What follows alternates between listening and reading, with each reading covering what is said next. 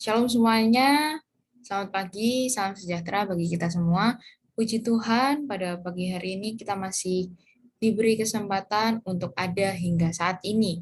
Dan sebentar kita akan mendengarkan sebagian dari firman Tuhan. Namun sebelum itu, mari kita bersatu di dalam doa. Tuhan Allah Bapa kami yang bertahta dalam kerajaan surga, kembali kami datang ya Tuhan, kami mau bersyukur pada pagi hari ini Engkau masih memberkati menyertai kami, sehingga pada pagi hari ini ya Bapak, kami akan mendengarkan sedikit bagian dari firman-Mu. Engkau berkati setiap telinga yang mendengarkan, supaya setiap kami boleh mengerti apa yang Engkau kehendaki di dalam kehidupan kami. Engkau berkati juga hamba-Mu yang akan menyampaikan firman-Mu ini, kiranya hamba-Mu ini boleh berkata-kata seturut dengan apa yang Engkau katakan. Inilah doa kami ya Bapa, doa yang jauh dari sempurna ini. Kami mau alaskan hanya di dalam nama Allah Bapa, Putra, dan Roh Kudus. Amin. Nah, teman-teman, nggak kerasa ya, beberapa hari yang lalu kita udah merayakan hari kelahiran Tuhan Yesus Kristus, tanggal 25 Desember. Juga ya, ternyata kita ini udah berada di penghujung tahun 2021. Kita udah berada di tanggal 30 Desember. Nah, kalau kita flashback ke 1 tahun belakang nih, dari tanggal 1 Januari sampai 30 Desember, pasti banyak banget hal-hal yang sudah kita lalui, baik sukacita maupun susahnya kita. Dan puji Tuhan, hingga saat ini, hingga tanggal 30 Desember ini, kita masih diberi kesempatan untuk menikmati hidup. Itu semua karena berkat dan kemurahan Tuhan ya teman-teman. Nah, di tahun ini juga pasti banyak hal yang teman-teman bisa ambil hikmahnya. Maksudnya teman-teman itu bisa belajar dari suatu hal yang kita dapat di tahun 2021. Nah, kalau dari aku sendiri nih ya, aku dapat pelajaran bahwa kita nggak boleh berlarut-larut dalam rasa sakit hati kita. Jadi jangan sampai rasa sakit hati itu menguasai diriku atau diri kita deh dalam jangka waktu yang lama. Nah, karena kalau saya sendiri pernah mengalami ketika saya menyimpan rasa sakit hati dalam waktu yang lama, itu akan mengundang hal-hal negatif lainnya. Nah, sebenarnya pelajaran yang saya ambil ini saya terinspirasi dari kisah di Alkitab, yaitu di 2 Samuel 2 sampai 3. Jadi ada 2 pasal, yaitu pasal 2 dan pasal yang ketiga. Nah, karena bacaan yang sangat panjang ini, jadi mungkin saya cerita singkatnya aja ya. Jadi setelah Daud ini diangkat menjadi raja atas Yehuda, pasukannya Daud dan pasukannya Isiboset, yaitu anak Saul, itu melakukan perang. Jadi waktu itu pasukannya Isiboset itu ada beberapa anak buah Isiboset, dan panglima perangnya itu namanya Abner. Nah, sedangkan yang dari Daud ini ada anak buahnya Daud dan juga ada Yoab. Nah, Yoab ini kebetulan punya saudara yang namanya Abisai dan Asael. Nah, setelah itu berperanglah mereka, pasukannya Daud dan pasukannya si Isiboset ini. Nah, pasukannya Isiboset ini ternyata semakin lama semakin kalah. Kan pasukannya Isiboset tadi dipimpin Abner. Nah, akhirnya si Abner ini dikejar oleh saudaranya Yoab yang namanya Asael tadi. Nah, setelah Asael ini mengejar si Abner ini, membunuh si Asael.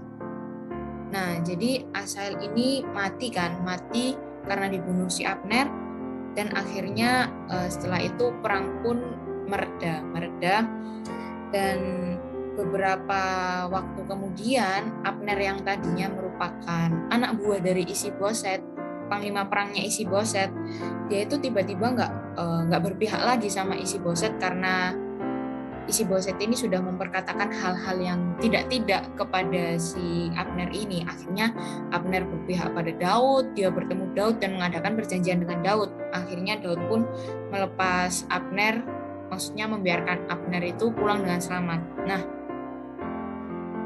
si Yoab ini dikabarkan bahwa Daud dan Abner itu kayak baru saja ketemu, dan Abnernya itu udah pulang dilepaskan dengan selamat gitu. Padahal pikirnya Yoab ini kan si Abner ini kayak udah membunuh anak buahnya si Daud, tapi kenapa Daud ini membiarkan Abner itu pulang dengan selamat? Akhirnya Yoab mengejar Abner dan membunuh Abner.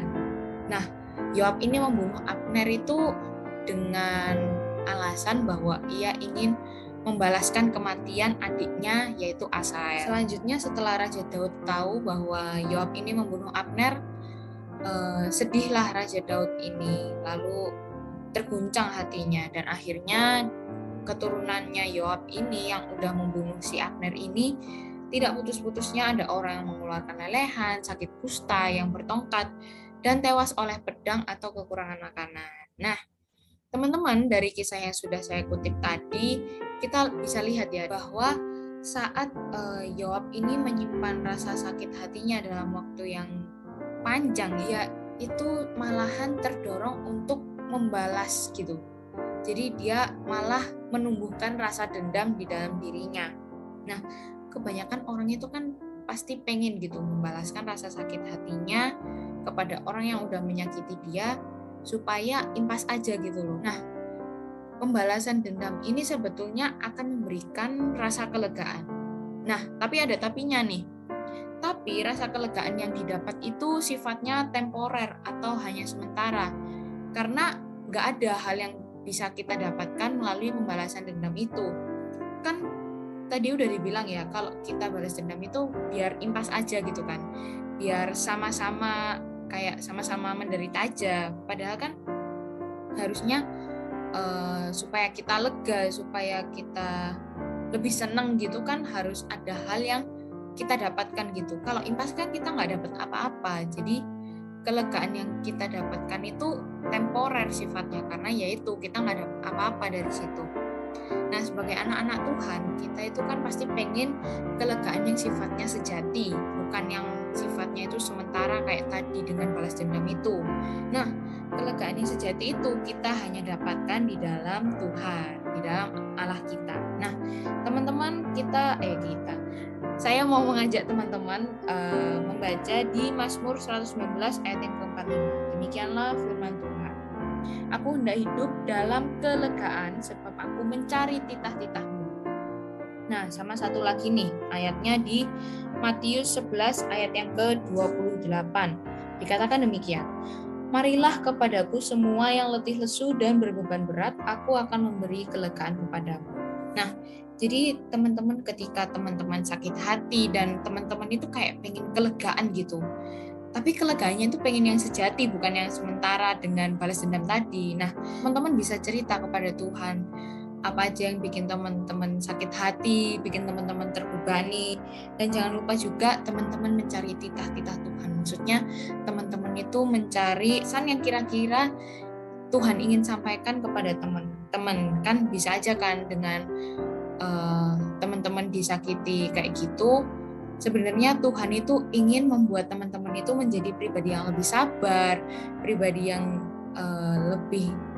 lebih mampu untuk mengampuni orang lain, dan juga lebih mau berserah kepada Tuhan. Jadi maksudnya nggak membalaskan dendam dengan kekuatan sendiri gitu loh. Nah, sama juga seperti yang dikatakan di Mazmur 62 ayat yang ke-9. Percayalah kepadanya setiap waktu, hai umat, curahkanlah isi hatimu di hadapannya. Allah ialah tempat perlindungan kita. Selah. Nah, jadi teman-teman, ketika teman-teman udah cerita nih kepada Tuhan, apa aja sih yang bikin teman-teman sakit hati, kita itu perlu merenungkan juga bahwa Allah itu tempat perlindungannya kita. Nah, Allah itu yang akan berperang untuk kita. Jadi ketika teman-teman ingin membalaskan dendam, nah Allah lah yang akan istilahnya mengambil alih rasa ingin balas dendamnya teman-teman gitu. Nah, jadi teman-teman, kalau kita merasa tersakiti, ingat jangan sampai rasa sakit itu menguasai diri kita, dan jangan sampai rasa sakit itu menumbuhkan rasa dendam kita terhadap orang yang udah menyakiti kita, karena Tuhan itu tidak menghendaki hal-hal yang demikian. Bahkan di Alkitab sendiri, Tuhan sudah mengajarkan kita untuk tidak mendendam dan memerintahkan kita untuk membiarkan Tuhan bekerja dan membalaskan kejahatan yang sudah orang lain lakukan. Nah, teman-teman, saya mau ajak teman-teman membaca di Roma yang pasal ke-12 ayat 19. Demikianlah firman Tuhan. Saudara-saudaraku yang kekasih, janganlah kamu sendiri menuntut pembalasan, tetapi berilah tempat kepada muka Allah, sebab ada tertulis, pembalasan itu adalah hakku. Akulah yang akan menuntut pembalasan, firman Tuhan. Nah, jadi teman-teman, ketika teman-teman sakit hati, dan teman-teman itu ingat aja, kalau jangan sampai nih aku melakukan pembalasan terhadap dia. Jadi teman-teman ingat bahwa biarkan Tuhan yang melakukan pembalasan, biarkan Tuhan yang bekerja untuk orang yang sudah menyakiti hati teman-teman. Nah, Tuhan Yesus sendiri juga sudah memberikan teladan bagi kita untuk mengampuni orang-orang yang sudah melakukan kesalahan terhadap kita, yang sudah menyakiti kita lah. Karena dengan mengampuni itu akan tercipta rasa damai, akan tercipta rasa yang lega gitu, plong gitu, dan pasti ada rasa sukacita yang otomatis akan datang ke dalam diri kita. Nah, teman-teman, kita buka di Kolose 3 ayat yang ke-13. Demikianlah firman Tuhan.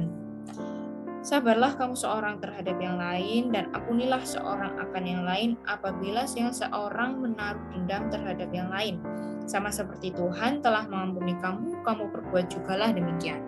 Nah, ketika kita bisa berdamai, ketika kita bisa mengampuni, kita akan otomatis itu mengundang hal-hal positif. Kita akan mengundang rasa sukacita di dalam diri kita. Nah, jika kita malah terus-terusan berada di zona sakit hati kita, terus kita nggak mau mengampuni dan malahan kita menumbuhkan rasa ingin mendendam, yang ada itu malah malapetaka akan datang menghampiri kita seperti kisah Yoab tadi. Nah, jadi gimana nih teman-teman? Apakah teman-teman ketika disakiti oleh orang lain, apakah teman-teman yakin untuk melakukan dendam? Apakah teman-teman akan membiarkan rasa sakit hati itu bersarang di hati teman-teman dan membawa malapetaka ke kehidupan teman-teman?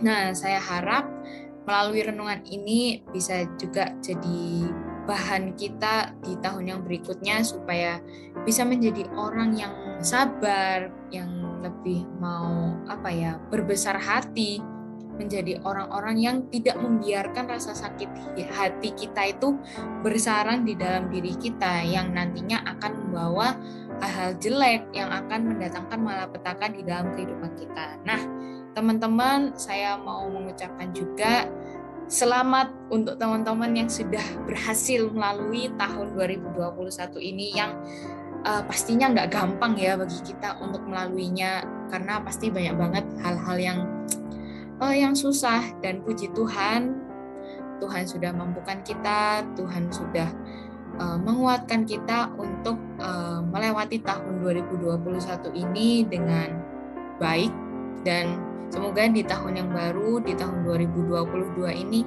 kita bisa menjadi pribadi yang lebih baik lagi, pribadi yang mau lebih sering meluangkan waktu kita untuk Tuhan. Nah, teman-teman, demikian renungan kita. Mari kita bersatu di dalam doa. Ya Tuhan Allah Bapa kami bersyukur ya Tuhan, di kesempatan ini kami sudah boleh mendengarkan sebagian dari firman-Mu. Kembali kami diingatkan untuk tidak menyimpan rasa sakit hati kami terlalu lama. Kembali kami juga diingatkan untuk tidak mendendam, tidak menumbuhkan rasa ingin membalas terhadap sesama kami. Tetapi kami diajarkan pada hari ini ya Bapak untuk lebih sering meluangkan waktu kami untuk datang kepadamu, menceritakan apa yang menjadi beban kami, dan membiarkan Engkau bekerja terhadap setiap orang yang sudah menyakiti kami, bahkan ke sesama kami juga. Ya Tuhan, pada saat ini kami akan melanjutkan aktivitas kami. Engkau berkati setiap kami supaya kami boleh melaksanakan hari ini dengan baik bersama-sama dengan Engkau, dan kiranya pada hari ini ya Bapak, kami boleh senantiasa berjalan bersama dengan Engkau. Inilah doa kami ya Bapak, doa yang jauh dari sempurna ini kami mau alaskan hanya di dalam nama Allah Bapa, Putra dan Roh Kudus. Amin. Oke, terima kasih semuanya. Selamat menjalankan aktivitas. Tetap semangat di tahun berikutnya. Tuhan Yesus memberkati.